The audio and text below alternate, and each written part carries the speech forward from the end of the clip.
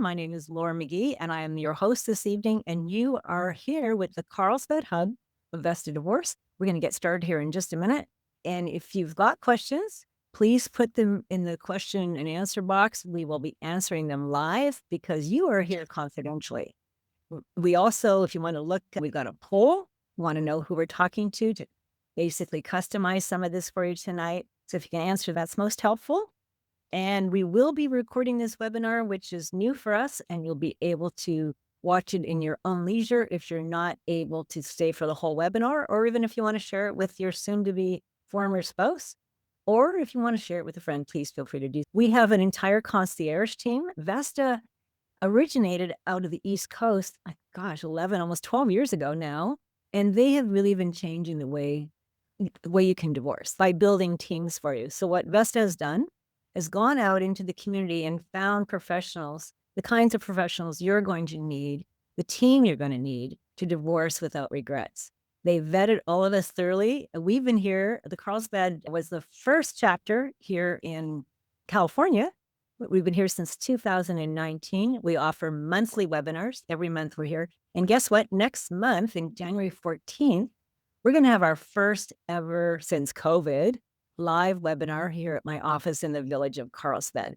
We are limiting the number of people that will attend to 15 people, and registration will close on the 12th of January. So if you'd like to attend, that topic's going to be all about the contemplation stage of divorce and things you need to know to really divorce without regrets, how to prepare yourself, and what are your options? What do you need to know that you don't know? So if you're looking forward to something in January, reach out to our concierge and they can help you with that as well. So let me introduce you to the whole team. First of all, I am Laura McGee. I am a divorce mediator in the village of Carlsbad. I am also a co-parenting specialist, and I'm also a divorce coach. So I wear 3 hats here, and really my service depends on whether it's an individual wanting support, contemplating the divorce, or perhaps self-representing, whether it's couples that perhaps never married and just want parenting plan, or a parentage case where it's all set up in the court, or couples that have children of any age, even adults sometimes, that want help with their parenting as part of the whole mediation process. That's my full service divorce. So that's me. I'm Laura McGee, and I am part of our legal team here. Ken, you want to introduce yourself? Sure. Thank you, Lauren. Welcome, everybody. I'm Ken Lee. I'm the family law attorney here, and my entire practice is dedicated to family law. That's all I do. So anything related to starting a divorce case, from starting the petition or filing a response, and then dealing with all the issues in a divorce, whether it's child custody, visitation, support, dividing assets and debts, which will be particularly assets we'll be talking about tonight. So that's what encompasses my practice. So we're looking forward to sharing some knowledge with you this evening. With that, I'll turn it over to our real estate team. I'll start with Jennifer Cheney, our amazing realtor. Thanks, Ken. Yes, my name is Jennifer Cheney. I've been in real estate for 22 years, but about 6 years ago, I went through my own divorce. I'm now remarried on the other side. But going through that, it really showed me that in this space of divorce and your largest asset being your home, there was a disconnect. So I became divorce certified, and now I really help you strategize on the home and go through that decision of whether to keep or sell the home. So that's what I do. Emily? Hi, everyone. I'm Emily Palmer, the mortgage broker for the Hub, and I've been a broker in Encinitas for a little over 22 years. I own Crest Funding, and I've had hundreds of experiences with divorced couples and helping them decide and analyze what the financial picture looks like as far as retaining the family home or any other real estate that's owned. How does it make sense financially moving forward for that individual, taking into account property taxes, insurance, other liabilities that they're paying on. We also go over credit analysis and just trying to find the best situation financially for the family. Thank you. Thanks, Emily. I'm Cinda Jones. I'm a divorce financial specialist. I've been doing this for 25 years. And I like helping individuals and couples make informed, sound decisions. There's a lot to know. Divorce has its own encyclopedia. And tonight we're going to talk about QDROs and the division of other accounts. So thanks for coming. Thanks. So this is our whole team. And once again, tonight, our topic is dividing assets, focusing also on retirement assets, the home, and swapping assets, which is something that you can do in a mediated environment, at least. Kent and I will be talking about the difference between the litigated environment and the mediated environment when it comes to your assets.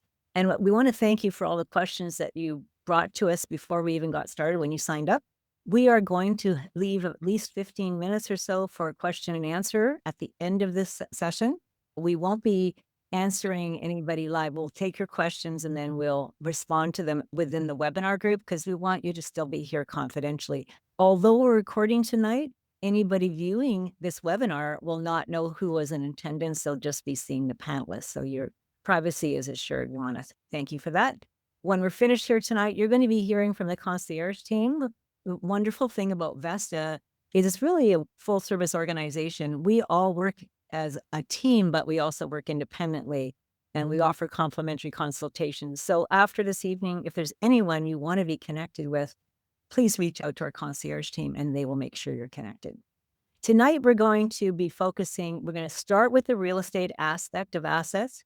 Cinda's going to move on from there and talk about all of the retirement, just general assets and what to watch out for and pitfalls. And then we're going to wind it up with Ken and I talking about what asset division looks like, a compare and contrast if you're mediating versus litigating. And we've got lots of questions that you brought about how do I find hidden assets? We've talked about this before. And so we'll make sure we touch on some of that because it's definitely concerns people often have. So once again, thank you for being here tonight. It's our pleasure to serve you and let's kick everything off. I'm going to turn off my video and mic and hand this over to our whole real estate team. Take it away, Jennifer and Emily. Thank you. Thank you. Hi, everyone. Okay, I love when Emily and I are together. We're going to bounce back and forth a little bit here, and we're going to be focusing on obviously the home, which is most likely your largest asset. And what I find, I've worked now with hundreds of divorce clients, is what I find is people when they start analyzing the home, again, one of your largest assets, they're focusing on the emotional side first. And unfortunately, divorce, even though it's highly emotional, that is not where you need to focus and start when it comes to the financial decision of your largest asset. You really need to separate the two, the emotional side and the financial side, and look at your home as a business that you've formed with your spouse and analyze it like a business and separate that emotional side. That is one of the biggest that I see, because what happens is you go into the process of divorce and you say, I want the house. I don't care about anything else. And I know because I've been there. I've been in your shoes and I've dealt with, like I said, hundreds of clients now going through this exact same decision. And a lot of times they're not breaking it down and reverse engineering where they want to be a year, 3 years, 5 years, and if they can afford it. So that's what we're going to break down a little bit tonight between Emily and I and go back and forth. But so on my side, when you are working with the home, you first need to analyze the home. And let me just share with you, because we've got people from all over the United States right now. You need to create the team like Emily and I in your area. And so you need a mortgage lender, specifically one that is dealt with people going through divorce, because it's a little different in analyzing it and giving somebody the full picture and different strategies. And then the same thing on the real estate end. You need a realtor that understands and ideally would be divorce certified. There's a couple different programs out there that certify real estate agents in the divorce niche, but ideally somebody that is certified, because I'm dealing with communication issues that are very challenging and different when it comes to a divorce. And I'm also dealing with a lot of different factors. I work directly with the mediators, directly with the attorneys. We've got tax issues, complications that are happening. A lot of different things happen in a divorce transaction that are outside of just marketing your home as a realtor and helping you sell it. So ideally, you want to find somebody that is certified in divorce. So that's number one. Number two is you need to analyze the home. And let me be your friend here and tell you, do not go to Zillow and just get use Zillow as the algorithm and use that on your MSA, filling out your financial disclosures of what your home is worth. That is a no-no. Zillow is a bot. It is not a person, so it does not know the upgrades that you've put into the home that could be completely different than your next door neighbors. So you need to make sure that you have a market analysis on your home. And I prefer ones from a real estate agent. So you've got two different ways you can do it. You've got an appraiser that can come out and appraise a home. What I find is appraisers don't always understand what's happening in the market. They're good about coming in, they'll pull up the comps, but if they don't have a contract, so what happens when you have an appraiser normally is you list a property and then an appraiser, a lender like Emily, would have an appraiser come out and appraise to the value of the purchase contract. Hope that it praises to the value of the purchase contract. In divorce, you don't have a purchase contract. There's nobody buying it right now. So all you're doing is trying to analyze and come up with a number for the home. Appraisers aren't the best at that. So they ideally like that purchase contract attached. So when it's not there, I find it's a moving target depending on who the appraiser is. And most likely you're not going to know who the appraiser is that comes out. So ideally, I prefer a real estate agent. It's a complimentary service for a real estate agent to come out. And if you don't like the evaluation, get a second real estate agent and get a third real estate agent and average them all together. Most likely, if you have three different, it's called CMAs, a competitive or comparable market analysis. If you get three CMAs from three different realtors and you average it, 9 times out of 10, both parties are going to be able to agree on the price of the home. So that's what I find is the best because A, it's complimentary. And appraisers can be very expensive. In my market, they're anywhere from $800 to $1,200, depending on the square footage of the home.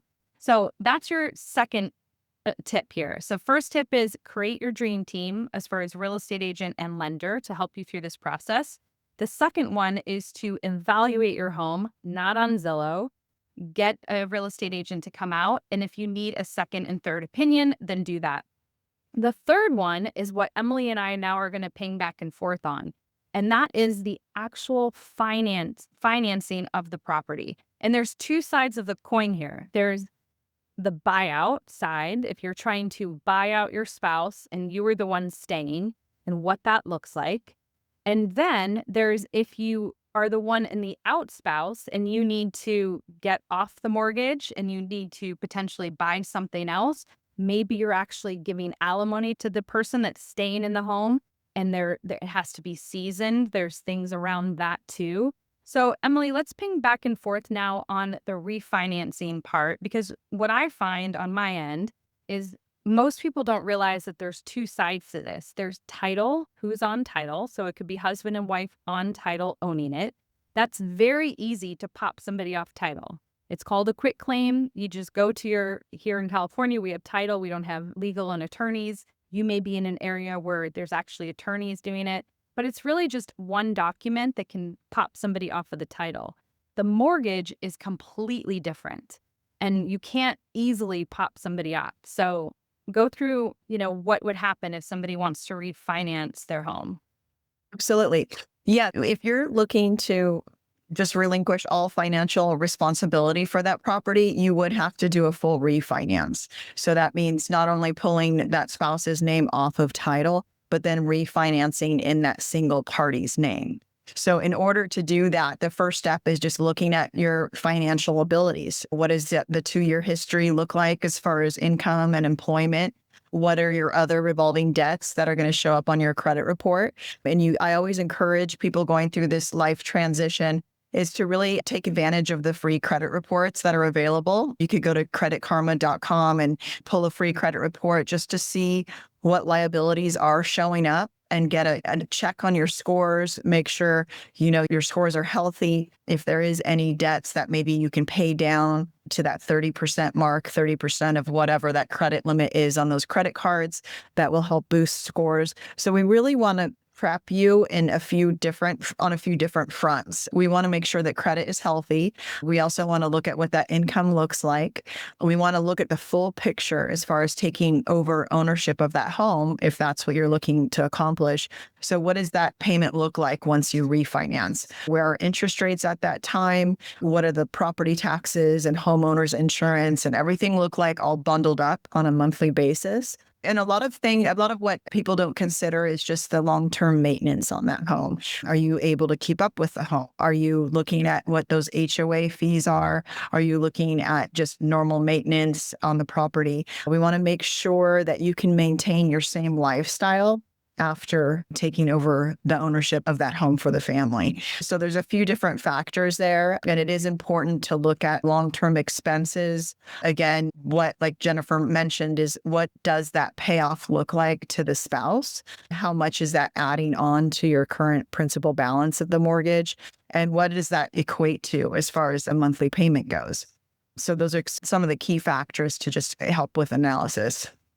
Yeah. And one of the things that I educate a lot around too with couples when I'm sitting down and strategizing is what post-divorce life looks like for them. So part of the decision and keeping the home or selling it also goes into what your next phase is going to look like. And it's hard to pop yourself into that phase when you are going through a divorce. But for example, do you need to be in a different school district? If you are staying in the same school district, do you need to be in an area where your child is walking to school now because you are working and you don't have now the freedom of two parties picking up the child on your week that you have the children? There's all kinds of different lifestyle decisions that have to go into either keeping or selling the home. And so I'm sure you see that too, is when somebody's coming to you and they're actually going through all of those, the refinancing, and you're asking those questions like, where do you want to be too financially? And like you said, if any hidden costs come up, one of the things that I really educate on too is if you're going through a buyout and if you can financially afford it, you also need to go through the exercise of buying the home again. So what does that mean? You get a home inspection, you get a termite inspection. Here in the West Coast, we have termites. And so you go through those exercises because you need to know what the deferred maintenance is. If you are tight already in equalizing, so you're taking out equity to give your partner, and now you're refinancing with Emily or whoever, and you've got the new loan parameters, but you're squeezed on cash and it's really like it's tight now. You need to look at what that deferred maintenance is. You need to call the homeowners association and see if there's any assessments coming down the pike. If the insurance, we live in California, the insurance is getting dropped all different areas and going up. So there's all kinds of different exercises and questions you need to ask yourself on what your post-divorce lifestyle and post-divorce budget is. I'm sure when you're sitting down with somebody, you're asking all those questions because that is a piece of the puzzle. You don't want to just give somebody a loan and tell them to refinance if their debt to income ratio is already through the roof in this new venture or in this new chapter. Absolutely. That's a huge factor.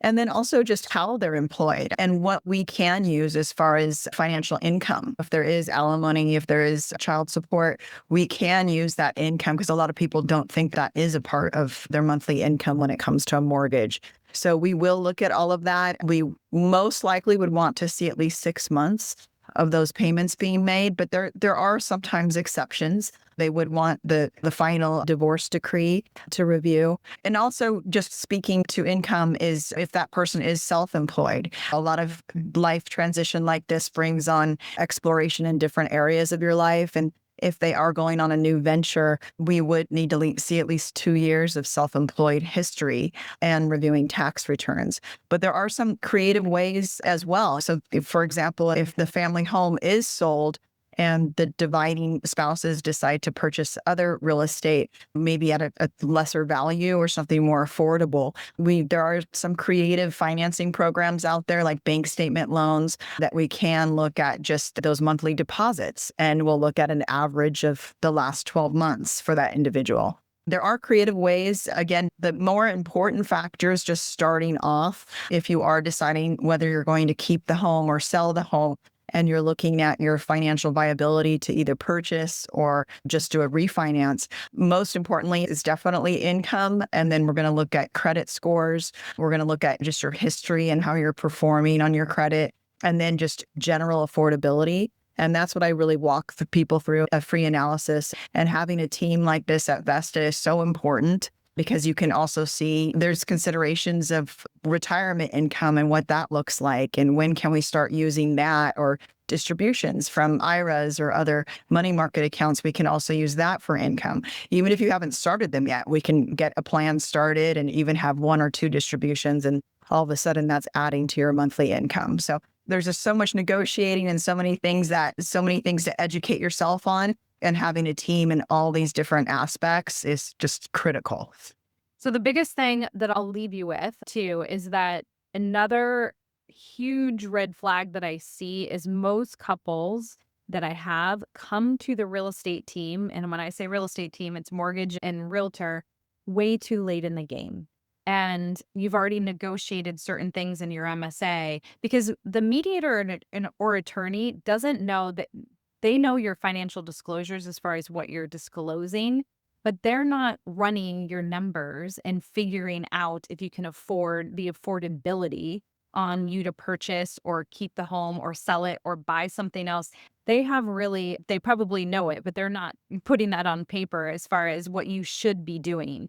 And so if you don't come to a real estate team way in the beginning, you could be putting things in your MSA that may or may not line up with what you can afford in the future. And so you really do need to speak to a team, lender and realtor, far enough in advance to be able to give yourself some time to do all these exercises that Emily and I are talking about, and to really dig into those numbers, so that then you're making an empowered decision, right? It's impossible to make a decision when it comes to your largest asset when you don't have all the pieces, and you have to be talking to, again, I call it the dream team. So everyone on here, pop somebody in your area if we don't serve those areas, because these are the people and the professionals that you should be talking to when moving through divorce.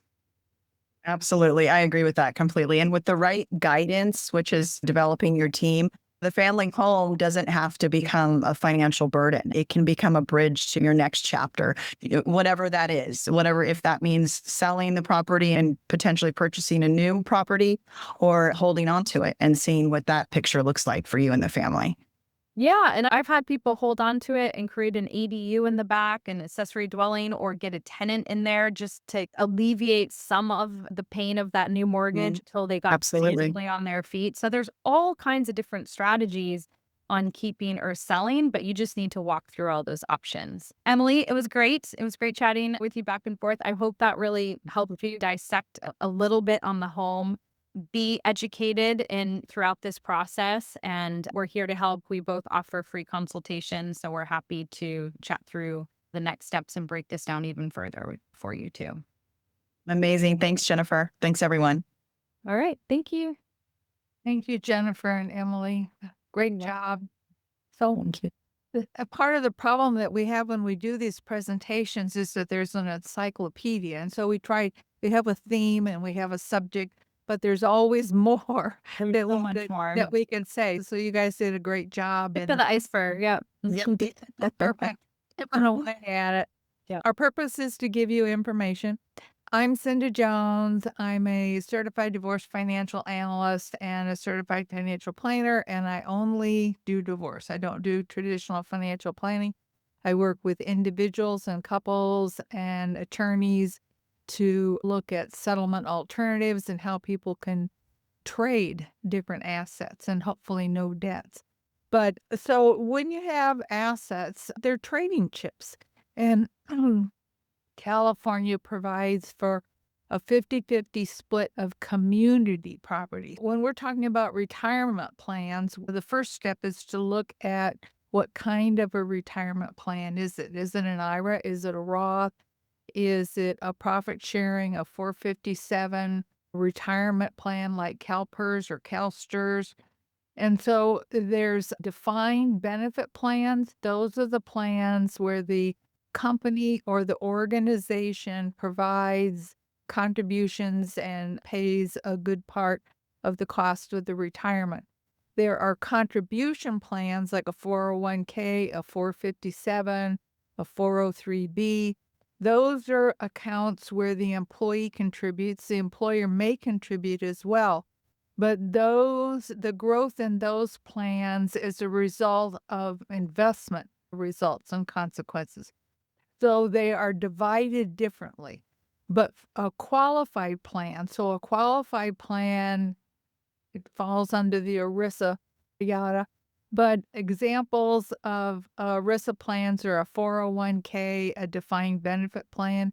CalSTRS and CalPERS are not ERISA plans. They're not qualified plans. They have their own qualification criteria and their own documents to divide the plan. So when you're developing your marital settlement agreement, it may simply say that you're probably going to have to hire a QDRO specialist to write up that separate legal document. So it's a separate legal document that's part of your marital settlement agreement, your marital decree. And you want someone who specializes that. On the front end of it, though, you can still talk about what kind of a plan it is and how it's divided.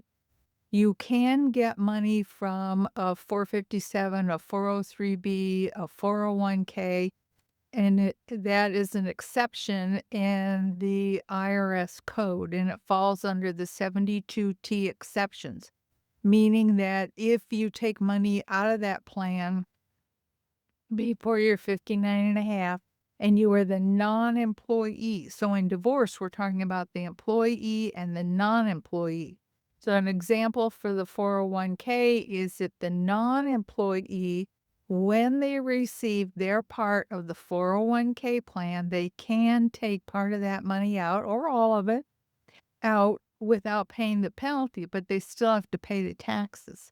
So you have to take a look at that carefully, because if you've got $200,000 or $300,000, $400,000, $500,000 that you're going to want to take from a 401k plan, and even though you don't have to pay the penalty, if you're under the age of 59 and a half, you're going to pay taxes on it, and that can be really painful.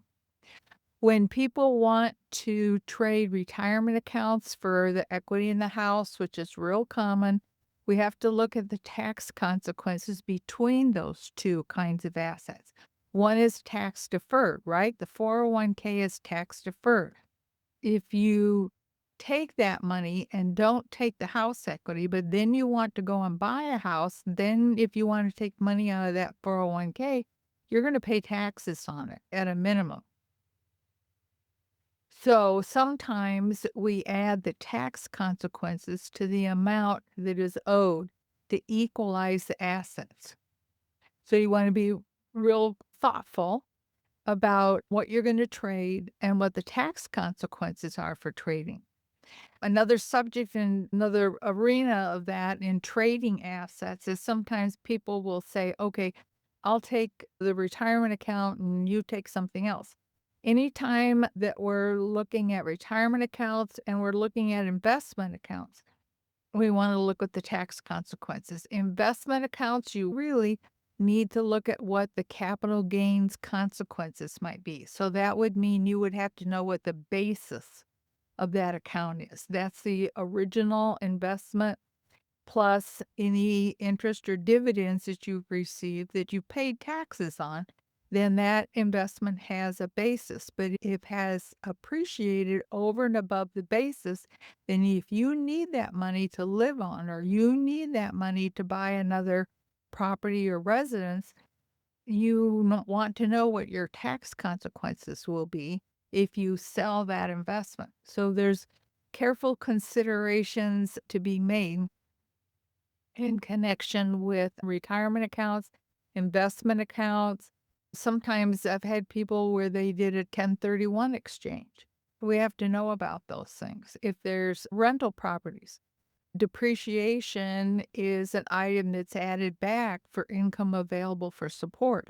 So it isn't just a matter of what the basis of that property is and what the tax consequences would be if you sell it. But for rental properties, we also have to look at how much depreciation has been taken, because that's an add back. It's added back and it's part of the tax consequences if you want to trade rental properties. So rental properties, you have to look at the net cash flow.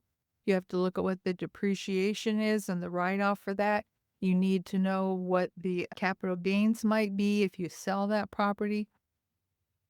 So all of this is to say you want to think carefully about what you're trading and the context of that trading, because you do have the ability to make trades.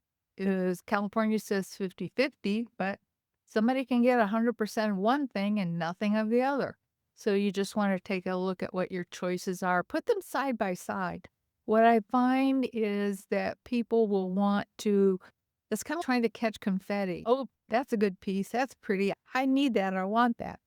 But then pretty soon it can start to swirl around. So in order to make good decisions, I suggest people create a spreadsheet or Excel or a report that shows alternatives side by side and lock down the assumptions and then make different assumptions if you need to. So we're here to help. This is a great team of people with resources and a depth and breadth of knowledge to help you, and thank you for coming. And now I'm going to turn it over to Laura and Ken. Thanks. Thank you, Cinda. Thank you to the whole real estate team.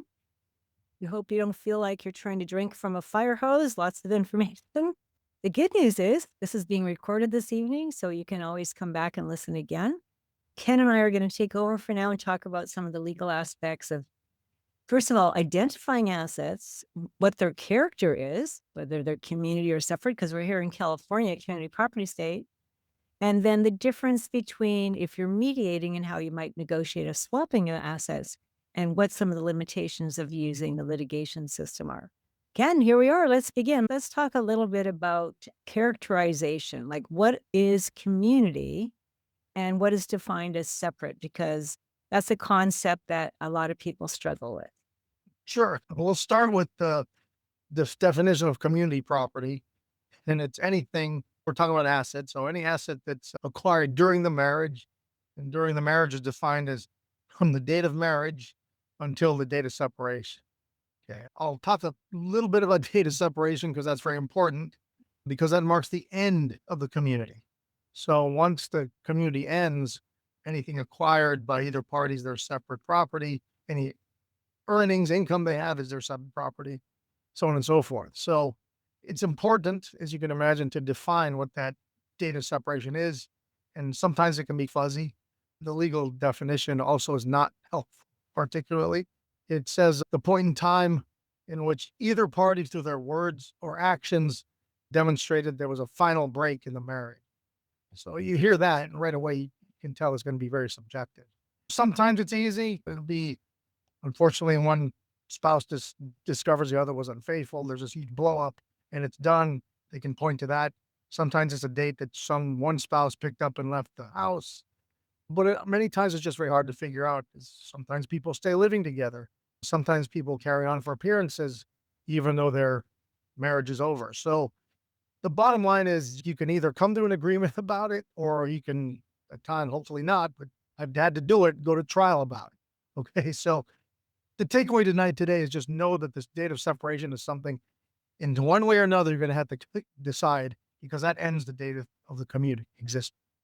Can I just comment on that point, Ken, because I think that's really important, because some people end up literally having half-day trial on date of separation because it is a fact-finding mission. And honestly, I actually had a half-day trial on date of separation in my own divorce. So I'm very aware of that. It's very expensive, so it better be some cost-benefit analysis. But in mediation, one of the very first things I ask my clients is, do you have an agreed upon date of separation? And like Ken says, I first of all want to explain, what does that mean? What's the legal impact?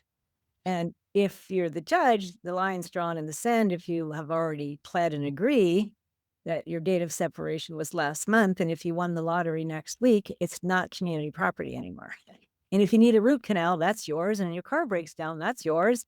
And all those other things. So a lot of times in mediation, my clients are still living together. Like they're just getting started. It's all mushy. Do we want to hire some forensic like Cinda to go and tease out, you went to Vegas, I bought a purse. What do we want to talk about? And so here in mediation, we often agree to a date of separation instead of turning it into an argument, because often there's no real financial consequence. One of the places when we're talking about assets, there's often a consequence is every month if you're paying into your 401k, right to my employer, it's accumulating. That's a new bucket just for you after the date of separation, plus growth All right. or losses. And people Yeah. think, oh, then that means date of separation, my 401k is frozen. Date of marriage, date of separation, everything inside the bucket that's in the market's moving with the market. Have you seen the market? You can't predict from one day to the next how much is in your 401k. So it's the value closest to the negotiated agreement, if you're going to swap assets, or transfer. Let's remember, Cinda was talking about the qualified domestic relation order, the QDRO. So, when I'm drafting an agreement, because that's one of the most important parts, to be honest, of mediators to draft this very detailed agreement so that the QDRO prepared knows what to do. We're going to need to know, as of date of separation, husband had 500,000 in his 401k and wife had 100,000. So now we can figure out a ratio, and that ratio is growing for both of you. And when they equalize that, so you each have an equal amount, they're going to actually do the date of transfer plus growth or losses. So I hope I didn't make it too It's fine. confusing. Any more clarifications? Yeah, no, those are all very good points. The only other thing I'll go back to is we're trying to define the broad brush here of that what constitutes a landscape of assets that are community property. A couple other things to keep in mind as you're trying to define what's community property assets that have to be divided is there's a couple exceptions. Obviously, if there's a rule, there's an exception, right? Two things. Number one is gifts, and number two is inheritances. So technically, even though either spouse may receive some of those things during marriage, that's defined as their own separate property. Okay. But the thing is, that's the starting point. So the moment either a spouse gets an inheritance or a gift, that's their separate property. However, the reality is that sometimes you have to worry because there's this thing called commingling. So the easy case is where somebody receives an inheritance, they put it in an account, and it just stays there. They throw it in a brokerage account, it just does whatever it does, and it's never touched. That's an easy one to figure out. If unfortunately the parties get divorced, that's the recipient's separate property. Off you go. There's no dispute there. But the problems arise, the fuzziness arises if it gets commingled. Sometimes a spouse will get an inheritance, they'll put it in, maybe pay it down some of the mortgage, maybe add a pool to the family residence, or they just start using it to pay day-to-day community expenses. That can start to potentially become presumed a gift to the community. It may be commingled to the point where the court says that's just presumed to be community now. But it's, if possible, the spouse who's trying to claim that it's that separate property, they do have the ability to try and it's called tracing. If they can follow the bouncing ball, as Laura says, good analogy. If they can follow where the initial transaction took place or was received and see where it went through the transactions to where it ultimately ended up, and you can effectively trace that it went back to solely an inheritance or a gift, then you might have a chance of claiming it as separate property. So I bring that up because it's important to be aware of that, because if there in fact is such a thing, that has to be parsed out, it has to be excluded from the bucket of community assets that have to be divided. And I think it's interesting because let's again contrast, compare litigation, mediation. I had a couple this afternoon mediating. So wife says, remember, I put $110,000 in my inheritance and we went and built the pool into our house. And he's, yeah, but you dropped it into our joint account. And I said, can you follow that bouncing ball? And he's, yeah. So I'm like, okay. So the community gets the growth. She only gets her $110,000 back. Yeah, you don't get injured. You don't get any growth. But the funny thing is, he had a premarital gift. His grandmother passed away. He had a $13,000 IRA from his grandmother. when he was 23, that's currently worth 53,000. All the growth is his. So the same rules don't apply to different assets, which we all knew before we invested in our community that our investment, if it's into the home, is static. And if we keep it separate, it grows for us. And people always look at me like, well, that's not fair. Not that divorce feels fair for a lot of people, but guess what? They're mediating. So I never knew you had that. That's yours. But what about the fact that we cashed in my marital retirement? I don't even remember how much it was to help you start your business that failed. So can we give me a credit without need to hire? I'm sure Cinda would rather be hired, but without need to hire Cinda, they basically discussed, negotiated. Yeah, that feels right to me. So you know what? I'm gonna split my premarital retirement that was gifted to me from my grandma with you because we used your premarital one on a failed business that I tried to start and you supported me. Would the courts do that? They would not. They're just going to apply Yeah. the The law. rules, Strict law, yeah. whatever Yeah. the law is. And I always say this, but it's a very appropriate analogy. I had a judge on the bench once tell the parties, basically apologize to them. It's like, look, I understand that you're talking about this and that, and what might be, but look, the law, when I look in the toolbox as a judge of what the law gives me to do to divide the community assets, I have one tool. It's called a hatchet. So I got to just divide all the assets down the middle. And that's what I got to do. So that flexibility that Laura is describing in mediation, it doesn't exist if you're litigating in front of a judge. Yeah. I like to say that the judge has a hammer and a saw. It's like going to the brain surgeon and trying to figure out what your naturopathic remedy should be. They're like, if I can't take your brain out, I can't help you. So here in mediation, we can swap assets. So we need to understand what's the character of the asset. Does it truly belong to the community? Do you have a premarital or separate property interest like Ken's talking about? Is there growth? Maybe you didn't come in to see us for 2 years and you've been separated.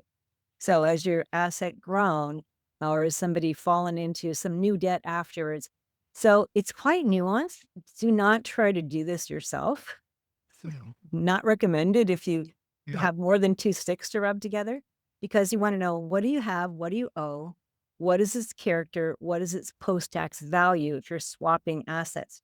And one of the questions that came up, Ken, and you can definitely answer this and send it too, is, do I get to deduct? I'm going to swap assets. I keep the house, you keep retirement. So if we're going to do that balance sheet, does the person keeping the home get to keep costs of sale and deduct them? Non-litigation, you don't. Right. They call it a phantom sale, right? And there's no sale. That wouldn't happen. Yeah. However, in mediation, I'm like, if spouse is letting you try to assume the mortgage, which is what's going on all the time right now, low interest mortgage, and you're going to keep the property tax basis, you're giving that person a permanent low tax property tax basis and possibly the right to have a loan at 3%, which doesn't exist and will never exist again in your lifetime. So now we can negotiate for value. Like, what have you provided to the other person that they can never have that is inside that community asset? So a judge may not be able to deduct for cost of sale, but maybe that's negotiated. Or maybe you're saying, give me some extra retirement because I'm a lower income earner and I will never be able to catch up as fast as you're going to be able to keep. I don't have employer contributions and I don't make $200,000 a year. So I'm not going to be able to build my retirement. And so why don't you trade with me and I'll take some more than 50% of retirement, because for me, that's going to secure my future and you're secure in this low property tax basis and low interest mortgage. So the value of building a team is not just what do you have, what do you owe, but how you want to negotiate the nuances of this, because it can be quite nuanced. Ken?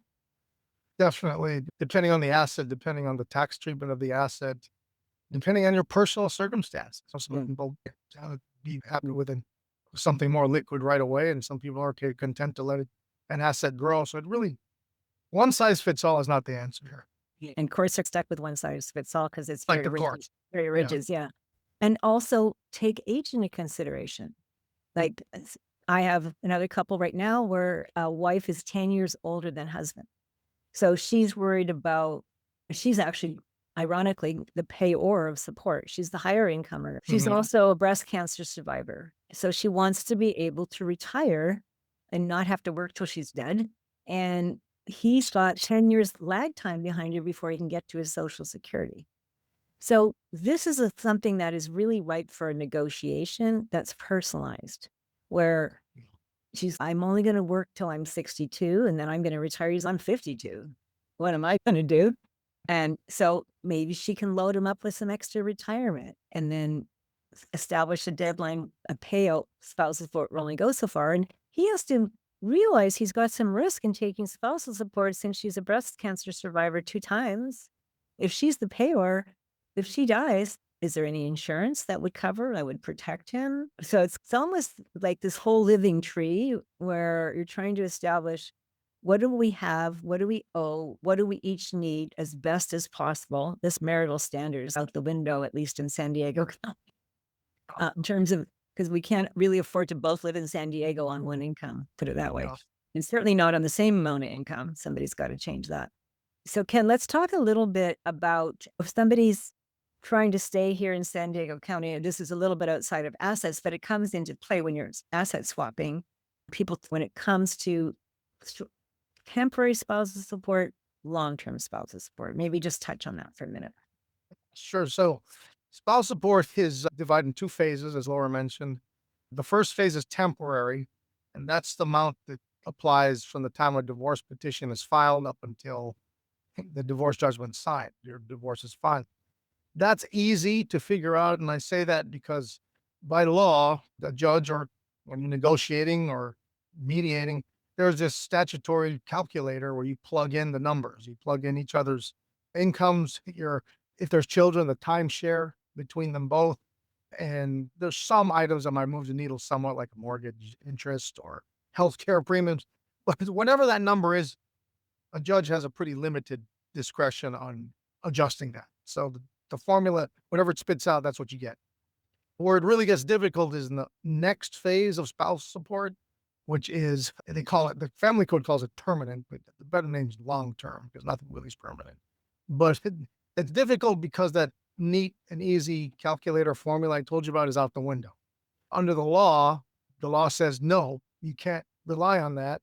Instead, the judge or the parties negotiating or mediating, they have to look at this laundry list of factors under the family code and look at them all, apply them to the facts of the case, and then come up with a number they think is fair. There are things like, what was the length of the marriage? What are the marital standard of living? Health of the parties, assets and debts of the parties. Did one spouse stay home to run the family while the other stayed at work and advanced in their career? As you can imagine, you apply off those, it's incredibly subjective, tough to really figure out or predict, especially in the litigated context. The one somewhat comforting thought is there is a little bit of predictability, a tiny bit, is that statutory amount from the temporary amount that the calculator puts out in the temporary phase.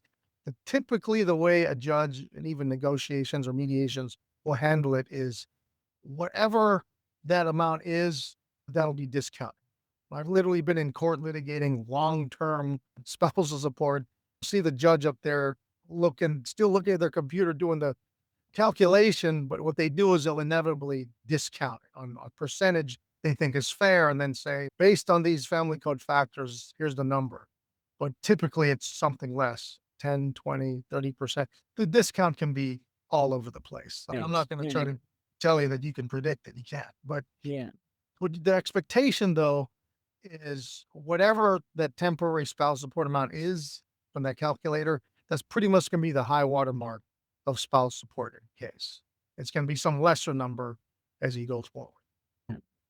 That's important. To bring up spouse support because inevitably when you're dividing assets, the spousal support comes into play because they involve finances, and sometimes people try to do buyouts. Sometimes the paying spouse will want to take an asset and be like, look, in order to buy out the future spouse support, so I don't ever have to worry about it again, I will give you in exchange my community portion of the asset. So that's where it can really come into play in support. And again, keep in mind, that's something that'll only happen in negotiations or mediation. If you go before a judge, can't order that. They can only apply the law, say assets are divided in this way, and spouse support is going to be this amount. That's what you get. So Exactly. big Yeah. difference there. When the Yeah, and one- that's why I brought it up in this context, Ken, and thanks for It's important. noting that.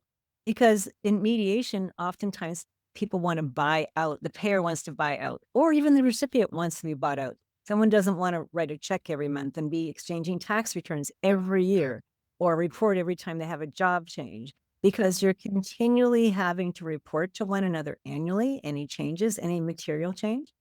And they want, often in mediation, we're trying to figure out what would be the present day value. So say we have this situation where we have this woman who wants to retire at 62 and her husband's 52. And he's not going to hit his full age of retirement to 67, but he could access 401k at 59 and a half. And I have a lot of 401k. So maybe I want to do a hybrid even. I'll give him spousal support for 2 more years, then I'm going to retire. And I'll give him a balloon payment, or even in the transition, I'll give him all this retirement that's going to grow tax-free. And at his 59 and a half, he now has support that he didn't have before. It's going to replace it.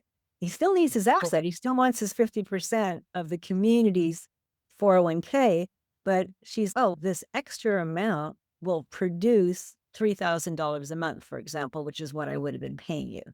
So you can imagine there's some math in here and some considerations and negotiations, because you have to think about discount factors. If you remarry, no more support. If you cohabitate, probably zero, but not a termination. If one of you dies, sorry, somebody either can't pay or receive. What if you decide, seeing as I'm going to move to Utah where the cost of living is cheaper? What if you were awarded the family home with that low interest mortgage and your need is lower than the other person's ability to pay, who's having to, for a similar residence, is paying a mortgage of 6% for similar housing? So need and ability to pay, Ken. So Absolutely. so the assets can come into play when it's like a Rubik's Cube. You're like, what if I don't want to pay you support every month and write a check every month? How can I use assets potentially to either buffer or exchange? Yeah. That's a great point, Laura, because literally one of those factors I told you about that a judge has to consider in determining spouse support, literally one of the factors is absolutely laid out the assets and debts of the parties. So the manner in which the assets are divided have a direct effect on what long-term spouse support is going to be. You can't escape that. And when we have lots of veterans here, and so the VA can't be split. Your pension is yours, but maybe the military pension. So all of a sudden, husband's military pension went down. We lost your camera, Ken. Military pension went down. It's okay. The military pension is now split with wife. And so maybe he was getting $5,000 a month in military pension and $2,000 from the VA. He keeps his $2,000, but she has a new source of income because it's going to be split. So it's going to change support as well, because his income went down, hers went up. Yep. And although the VA is not an asset, it's not split, it is income available for support. So is Social Security income available, disability, your dividend income, and your restricted stock units. It's basically all in. When you file your tax return and you have to report all your income, it's not just your job. Yeah. It's not just, it's everything. And if you're self-employed, your business is going to need to be valued, because the value of an asset in divorce is not the same as selling it on the open market. Because of course you still probably want to have a job. You're not going to sell your business. So it's going to be different. And it's probably holding on to community money. Like you keep some retained earnings in there. And probably you've been running a whole bunch of things through your business, your dry cleaning bills, your car lease, your car insurance. Gym And that's okay. memberships.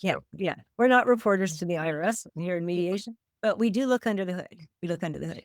And so you've got a S Corp and you make 60 grand a year. That's not your income available for support. We're going to look at your K1s, other distributions, how much money is your company, a piggy bank for the family. All of these things require some level of expertise to dig in and figure out together The mediator's role, at least my role as I see it, is to flag them and be I'm your Google to some extent. I'm helping you to like, what about this? What about that? Have you thought about this? Do you need an expert for that? Sometimes I'm helping people to find assets they didn't even know they had. I had a husband recently who had a retirement asset that he honestly did not know he had. He thought, then he finally found it. It's from several companies ago and found it. He goes, oh, it's 19,000. I said, it's not 19,000. That was 2019. So he pulls it and he's got $55,000. I said, so you're making money while you slept. Isn't that nice? But that's what you're splitting as it's community asset. Yep. So when we talk about the hidden assets, we live in a digital age. Unless you work in cash, there's a paper trail. There's a paper trail. So you have to do some due diligence. You might need someone like Cinda. You might need to even go to the crazy forensic accountants, but usually you want to do a dollar cost benefit. Am I looking for $10,000 and spending $50,000? Or am I looking for $50,000 and spending $5,000? Ken, do you do that with your clients in litigation as well? Yeah, you try to do a cost benefit analysis. So, it's not worth it if you're going to spend a fortune to discover that, oh yeah, there's a couple $1,000 I could have had and you spent 50. It's just not worth it. Exactly. And then the other thing is then there's reimbursement, credit reimbursement. So Ken worked on a case with me. He was consulting attorney because sometimes when you're mediating, you still have a consulting attorney. Yeah. And occasionally when you get an impasse, I invite the attorneys into the mediation. So in this particular case, husband had spent some money outside the marriage on other people. So wife demanded a tracing. What about this hotel here? Because I never went there. And what about this? And what about that? So you know what? They were still able to do it, and mediation's confidential. So the whole world didn't know that he was having affairs and spending time and money on other people.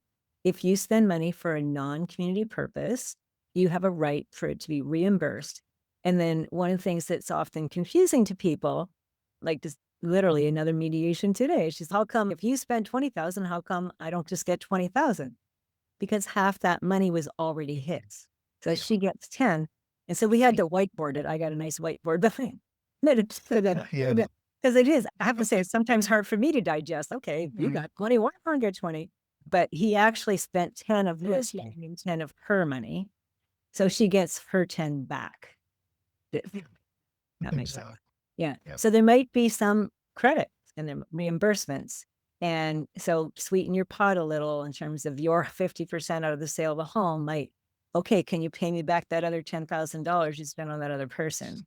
My portion of the 20,000 you spent on that kind of thing. And in mediation, it's just still confidential. We don't have to put that into a public record. You don't have to ruin somebody's job over it. And we can figure out these assets and what you want to do with them.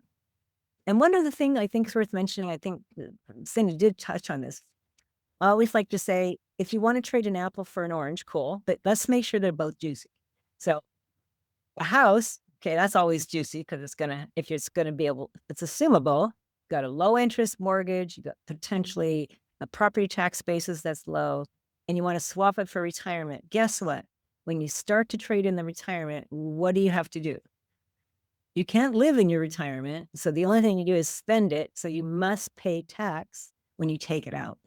Yeah. So this person gets to live in their asset, watch it appreciate, and potentially borrow against it. All these good things, has all this function. Retirement, it does grow interest free, which is lovely, but you can paper your walls with it, I guess. You can look at all your statements if you really want to as a wallpaper. You can't live in it. You can't take it to the store without paying tax on it to pay your grocery bill. And if you lose your job, you can't go get a HELOC against it. You can't even get a loan against it unless it's your actual 401k. You can't get a loan against it. So it's not nimble, but it's growing tax-free. So thoughts on that? No, those are very good points. And the thing is that those are always better addressed in mediation. Because again, if you litigate, judges a lot of times are just not even going to look at the tax consequences of things. Family code tells them they should, but the reality is that they pretty much don't. They'll just look at the book value of things and say, that's what we're going to base our division on. and it can come out to be unfair. Yeah, I remember, Ken, you and I were at one of the judges' quarterly reviews we go to, and Yeah. they're like, don't make us do math. That's why we went to law school. Yeah, we don't do math. Yeah. So that's a scary thought. Yeah, That's scary. definitely need an expert to hold their hand Yeah. Well, and show them what needs to be done mathematically. Yes. Yeah. And equally in And I mean, mediation, then just because I can flag the issue doesn't mean I can figure it out. That's why we build a team, and you have these financial people, and you find out the value of your home, not from Zillow, and you look at your refinance options before you insist that you're buying the person out of the home when you can't. And before you know that the person stuck their inheritance in there and gets it back, all those things. Like, you want to know all this in mediated environment. The first thing we do is have you do the disclosures. So this is, what do you have? What do you owe? Then we focus on what's the character of everything, and then what's the real value. So think of this as a process of, what do we have? What do we owe? Is it all community? Is some of it separate? And what is this post-tax real value? Like, we have apples and oranges. Are they all juicy? Or do we have a crab apple and a nice juicy orange? Or do we have one of those Christmas tree decorations that our children made for us with oranges? Yeah. Oh, Jarda? Oop. Yeah. What do we have? So what else would you like to add, Ken? 'Cause I think we want to jump into some questions as well, but there's so much on this topic. We also don't want to blow your brains out. I too. know. Oh, I guess we should jump into the questions. Like you said, we could go on forever, but let's Yeah, we should. All right, let's start just talking, Yeah. making you more confused. So bring everybody back. Our real estate team had to leave. They both had some other commitments. So we've got Cindy here, and you're more than welcome to schedule consultations with anyone on the team. So if some of the questions we cannot answer, you can get directed to our real estate team. But I think most of them will probably be able to answer. We've been working as a team for a long time, so we're pretty good at covering each other's stuff, questions and answers. Okay, let's hit up here. We've got some live questions. Make sure we cover these ones. So when a house appraisal's received, make an offer to buy out this house, is the starting appraisal minus, we just talked about realtor's fees and other costs. So if you're in court, like Ken said, the judge is not going to give you those. It's a phantom sale. Yeah. If you're mediating, you're going to want to bring your proposals to the table with your whys. Like, does this make sense? And typically, if you're the one wanting to keep the home and your spouse is also saying, I'll allow you to apply for assumption, and we've got Prop 19 if you're over 55, and you're going to get the property tax basis, they're definitely not going to want to also agree to reduce the value of the home for cost of sale. If anything, you might owe them something in that negotiation, if that makes sense. Yeah. Okay. Because if they want to buy a home, they have the new property tax basis, higher interest rate, and so they can never have what you would have ever. Like, it's just gone for all time. Yeah. Yeah. So if you're asking for another discount, they're probably going to say, why? Tell me why. Give me your reasoning so I can follow along. And you're probably going to have trouble mapping out the reason. Yeah. Yeah. Thoughts on that, Cinda? Yeah, no, I agree with all that. And I think it's at age 55 that people ought to be looking at property taxes, and you can put that into your settlement. You can't make an adjustment. You can do a present value over a certain period of time for the property tax consequences. Yeah. Because in case you don't know what Prop 19 is, if you're here in California and you're over 55, if your spouse lets you keep the home, they lose Prop 19. And the only person that has it is the person that owns the home. So you could then later sell your home and keep your property tax basis, the original one that you have, and move it to another property that costs more, but keep your property tax basis. Say your property taxes are $8,000 a year because you bought your home and it's had some tiny increments, but a similar new home, same value, is $12,000 a year. You get that, and the other person does not. So if anything, you need to probably think about whether they're seeking compensation for the fact that they're giving you this value forever until you die. Yeah. Literally, as long as you stay in California. Yeah. Yeah. Yeah, as long as you stay in California. If you move to Arizona, sorry, it's gone. And it's a foot race sometimes. So in a mediated environment, if both of my clients are over 55, I ask them what their plans are. And if somebody's moving out of state, it's easy. One person gets Prop 19. If they both want Prop 19, you can't have it. Only one of you can have it. So they also negotiate that in a mediation, whereas in court, does judges talk about property? Don't. No. Yeah. Otherwise, if you it's gotta not figure that one out. mentioned, if it's not mentioned and the house is sold, it's a foot race. Whoever Yeah. buys first Yeah. can fill out the application and claim the Prop 19. And it's theirs. Yeah. It's theirs. But if it's negotiated in a mediation saying that husband or wife has first right of refusal to use it as long as the purchase has been made in the timeline, or if Yeah. they haven't made a purchase within a year, they'll give it to the other person kind of thing. Yep. So these are nuances that you can negotiate in mediation that are really not part of that judges just Yeah. don't have the bandwidth to do it. Just for they don't have, they're not going to do it. Yeah. Yeah. And it's valuable. So is it better to sell while going through the process? Our first court date, not till April. So I think we were talking about like, as long as you've been resident in the home for 2 of the last 5 years when you sell it, and you make sure that whatever your agreements are properly crafted, like Cindy mentioned, you still get a full $500,000 capital gain exemption, $250 for each of you. You don't have to sell it now. If you're both living in the home, the timing of when you sell it is not going to relate to the tax credit right now. It's going to relate more to you trying to get a child to finish the school year. Do you like the market? It's going to be the kinds of considerations you would be discussing with your realtor and someone like Jennifer. And also, are you planning to rebuy? Somebody trying to buy the other person out? Do you want to delay the sale of the home and both use it as your primary residence for a little while? You get the little one out of preschool or the big one out of high school. At least in mediation, these are all the things that I would be asking. What do you want to accomplish? What's your goal? Yeah. And how do we get you as close to your goal as possible? Yeah. Northern California, are there CDFAs in the Bay Area? Cindy, you probably know people from your collaborative group. Yeah, there's some excellent CDFAs. I know a number of people in Northern California because I belong to a couple of associations. So if you want to meet in person, the way things work today is Zoom works for 90% of the people. But if it's, and everybody has different preferences. And if you prefer to meet in person and you'd like some recommendations, if I know people in that area, I'd be happy to help. And like Cindy said, she can work all over California. Your physical location is not going to matter. So you don't, unless you want somebody that you can just pop into their office, but you're probably doing almost all your work online, Cindy. Yeah, almost everything is online because it's Yeah. reports and Yeah. loading up information. Yeah. And meetings. I have Zoom meetings. Zoom meetings. Yeah. All over California. Yeah. And sometimes I end up even bringing CDFAs into the mediation because there's enough complexity that demystifying for the spouse who hasn't really been following along. Someone's been doing all the investing, for example, and the other person's been getting the kids to school.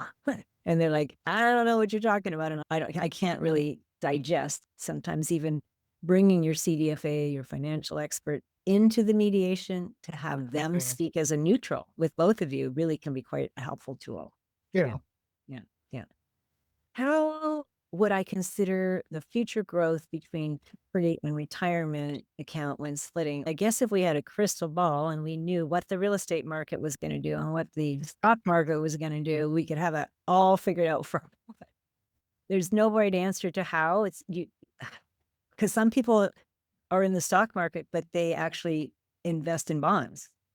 Other people invest in crypto, still in the stock market. So their risk range can be here to here.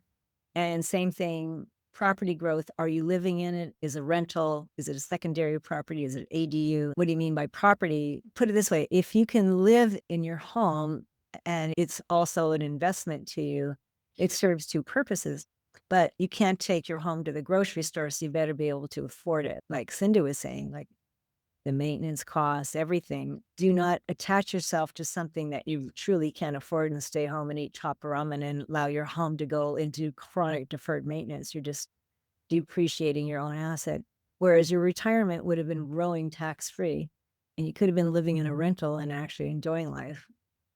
So that's why you have to zoom out, get your emotions detached from the assets, and look at what is going to work for me on my next journey, on my path forward. And where you are, whether you're a senior, whether you're raising young children, whether you're empty nesting, whether you've got where you are in your life at the time of your divorce matters to what your goals are. And if you're going to be an empty nester in 2 years and you kids are planning to go to college out of state, the last thing you want is an albatross of a home that you can't afford. Yeah. So they're like, yeah, A house for house for, and no, you're just sitting there trying to keep the lights off so you can live there. Yes. There's a good book by Carol Hughes, who's in Orange County, and she and Bruce Fredenberg wrote it, and Home Will Never Be the Same. And it's really a good book if you have adult children, because we've all had cases where one person in particular might have, is deciding to keep the house or wants to keep the house because they want to be able to give it to the kids. They will embroil maybe the adult children in the divorce. So I suggest that you carefully consider your adult children as well as your minor children and what their issues and difficulties might be. Yeah, it's so important because some of you have kids that are potentially, essentially, by the court's view, they're adults when they graduate high school, which most of us adult children, mine are 28 and 31. They're still finishing up the adulting process financially. So they're almost off the boob. But they might be living at home and going to a local community college. You might be flying them home every year to spend the summer here and work and stay at home to save money. They might have boomeranged. There's so many mental health issues in this group of young adults that went through COVID. The courts are finished with your children when they graduate. They have no jurisdiction.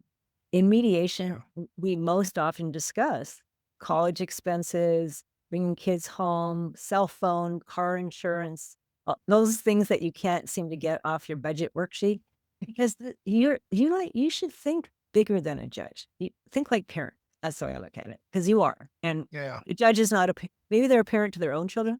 The law does not allow them to think like a parent, but I hope your conscience allows you to think like a parent and you think beyond, okay, they graduated high school. It's June. They're home all summer. Nobody's left for college yet, but I'm done. Yes. Okay. Yeah, because you're not done. Yeah. Okay. And there's difficult date of separation. You might have to get a consultation with Ken. But even the state of separation, it can be a hot button. When you file your initial pleadings, it says, what's your date of marriage? What's your date of separation? Okay. If you put TBD, which some jurisdictions don't allow, but they do allow here. If you put TBD, it means it's up for discussion still. If you said this is our date of separation and you haven't truly reconciled, living in the same house doesn't matter. COVID happened, people couldn't get two houses. So living in the house is just one identifier. It doesn't prove that you're not separated. And so, Ken, let's talk about if you were going to go and have a mini case on date of separation, preponderance of evidence, that's slow justice. What's going to chip it? What's the 50.1% that this is your date of separation? It's all fact-based. The judge is going to dig into every minuscule detail to see if there truly was a final break in the marriage. It can get pretty uncomfortable. I've been in trials where there's literally testimony about when's the last time the parties were intimate, and all the other stuff too. The parties went to a barbecue for a child's baptism or a graduation, and how does that present to the judge? Does it convince the judge that were they really still together, or was there a final break of the marriage? It's just incredibly subjective and can be quite painful as a get through. And again, like long-term spousal support, you could give it to 10 judges and get 10 different answers because it's fact-driven. So were you still wearing a wedding ring? Did you mark yourself as single on your Facebook account? Did you hold yourself out to the public? But you might have taken a vacation together for the sake of the kids. And that didn't mean you reunited. I went through this myself. It's very fact-specific. So if you have not said, oh, honey, let's go to counseling and see if we can, mend this broken marriage and basically put your marriage back together in some way, shape, or form, then the fact that you've been still living together is not going to be enough. It's just you've checked one box that you probably have 20 boxes on each side. You gotta tip the scale of justice. Exactly. And so that date of separation could make your litigation complicated because if you're still living together, if you're actually sharing accounts and somebody's car broke down or you traded in a car. And what about the retirement accounts? You're going to need a CINDA. You're going to need a CINDA for sure. So you gotta make sure you've got some support with that one, because you're going to be trying to figure out what belongs to the community and what's separate. And this is wisdom for all of you out there if you haven't got started yet. The sooner you get started and move to motion when you've decided to divorce, I tell my clients, if you want me to knit you a sweater, go to the store and get 2 balls of yarn and I'll start knitting. Don't give them to the cat first. Hey, Yes. it's going to be a little bit harder to knit that sweater Yeah. when you have to untangle your 2 balls of yarn before I can start knitting, because then it's going to have to untangle the balls of yarn and then send you back. Does that make sense? Yeah. That's my metaphor. So I'm happy to knit you a sweater. It's just a question of whether Cinda has to untangle it first. So, yes. I tell people you don't have to climb Mount Everest in one day because there's a long list of information to gather. It is. But Yeah. just try to chip away at it. Be patient with yourself. Be patient Mhm. with the other person. There's a Yeah. readiness for divorce between the one person who's been thinking about it for a long time and dropped the hammer versus the person who's still trying to come to terms with it. So there's a lot about timing. And you can pick different dates to value assets like retirement plans if you want to do Mhm. another date rather than date of separation. Certainly if you're there's- mediating for If sure. you're You guys can't do mediating. it.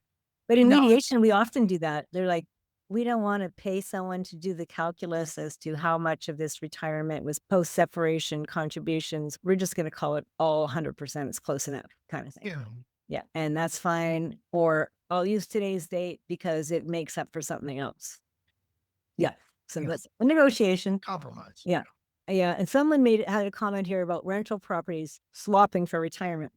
Mm. Again, you're going to need some help from someone like Cinda and possibly even your own CPA, whoever's been filing your taxes, because rental properties aren't the same as primary residence. They're full of taxes, recapture for depreciation that you've written off. And so that's a whole, Yeah. that's like having in fact, I have a couple right now where they have 5 properties and his business has been running the properties. He acquired them, ran them. He basically renovated all of them, worked as a contractor. Like that was his business, and he's now W-2. And so I look at these as my business. So do we need to value them? And sometimes people keep rental properties. They put them in an LLC and they continue to they get the split the dividend profits, yeah. income and not worry. And eventually maybe it'll go to their kids or whatever. Yeah. And they need a buy-sell agreement. We need an outside attorney involved because now you're business partners.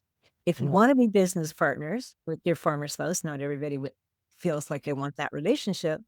But if you're swapping even rental for the primary property that has Prop 19 in it, and this has got all kinds of rental recapture and tax bombs, again, apple, orange, one's juicy, one's maybe not as juicy. Yeah. So you got to know the character. Yeah. And it's okay. It's okay to have an apple versus an orange. Not everybody likes apples, not everybody likes oranges, but you just don't want one that is without any juice in. Yeah. What else they got here? A mediation where retirement accounts, annuities are split as community property regardless of the date of marriage. Have I ever seen where someone just said, we're splitting everything? I have. It depends.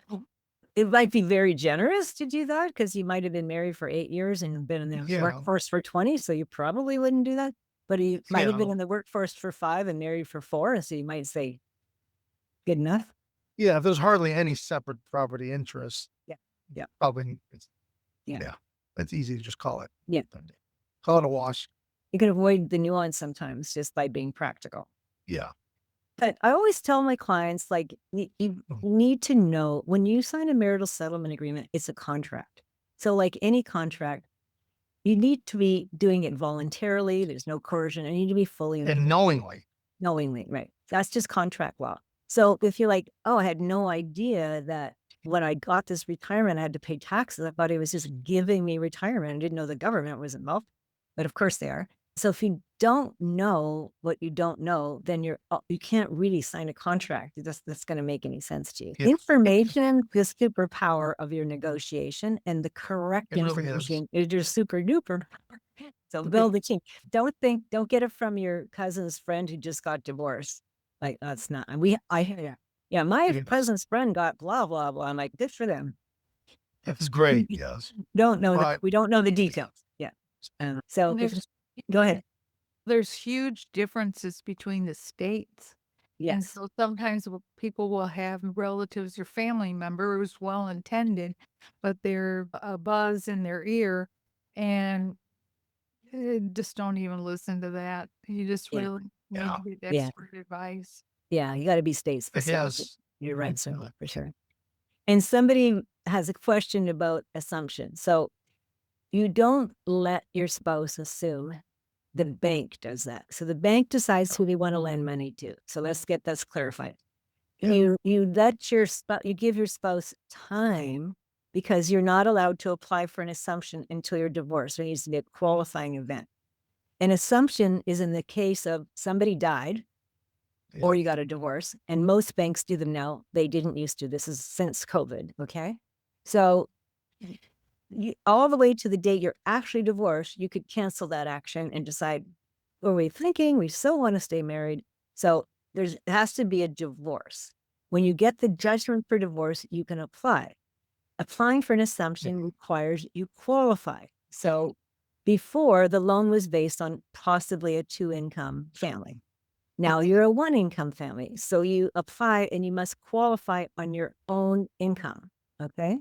So if they say, sorry, you don't qualify, we don't want to lend the money to you, the assumption won't happen. When I'm drafting marital settlement agreements, I draft them as a bit of a living tree. The spouse is going to allow me at least 4 months after date of divorce to apply for the assumption. If I don't qualify, they may stay on the loan as an angel lender, but I make sure the home's in a trust so that if I die, I don't own the home and they have a mortgage. They're off. The trust says you must sell it. So I make them put the home in a trust to protect them. And they have to keep paying the mortgage. And if they are late 2 months in a row, the spouse who's on the mortgage can just call the whole thing off and say, sorry, too bad. You didn't qualify the assumption. And now you're not paying the mortgage. Now it's being sold. Right. Yeah. The house is still yours, but I'm off the mortgage. So we usually pick a timeline, like 2 years, 5 years. I just had a couple signed today that don't even have a timeline. They said soon, if he doesn't qualify, as soon as he can get a loan that is no more than 10% above his current payment, that he doesn't have to refi. So, because they basically want him to have it, she already has Indefinitely. yeah, and she's willing to be indefinite. That's very rare. But it's just kindness, because like, why? Because as long as the person's paying the mortgage, it's good for your credit score. And as long as they're not paying the mortgage, you have it written into the contract that you can force the sale. And if they die, the trust takes care of that too. So you're all protected. Yeah. And probably it's your kids that are living in that house. So that's what you're happy about. And hopefully you got something for it. So that shouldn't have been the negotiation. Yep. So you're not giving your spouse an assumption or a mortgage. You're giving them the right to apply within a certain period of time. And if they don't qualify, what are your other terms? Does that make sense? Yeah. Can I meet mediators before filing? As a matter of fact, we recommend that. Most mediators do your filing.